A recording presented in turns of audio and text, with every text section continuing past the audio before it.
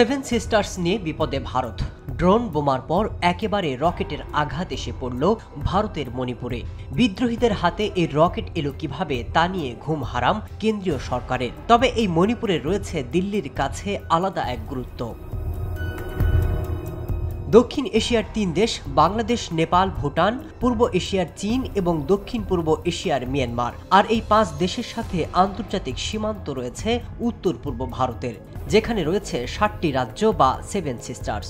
আর এই রাজ্যগুলোতে ভারতের প্রবেশের অন্যতম পথ শিলিগুড়ি করিডোর, যা নিয়েও বিপদে মোদী সরকার। কারণ চীন কিংবা প্রতিবেশীরা বেঁকে বসলেই বিচ্ছিন্ন এই সেভেন সিস্টার্স।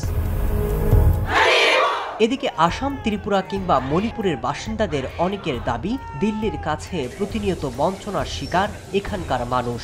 বিশেষ করে মণিপুরের অশান্তির আগুন দমাতে এক প্রকার ব্যর্থ মোদী সরকার।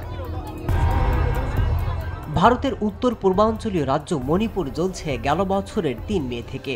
রাজ্যের ৫৩% মেতেই জনগোষ্ঠী আর ৪০% কুকি সম্প্রদায় জনগোষ্ঠীর মধ্যে বিরোধ থেকে এই সংঘাতের সূত্রপাত।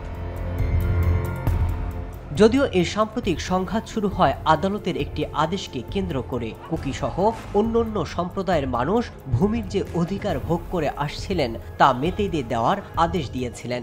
আর তখনই এই সংঘাতে ১৫৪ জন নিহত হন। উপজাতি সম্প্রদায়ের হাজার হাজার মানুষ গৃহহীন হয়েছেন। প্রায় ৬০,০০০ কুকি মিজোরাম, মেঘালয়, আসাম এবং ত্রিপুরায় শরণার্থী হয়েছেন।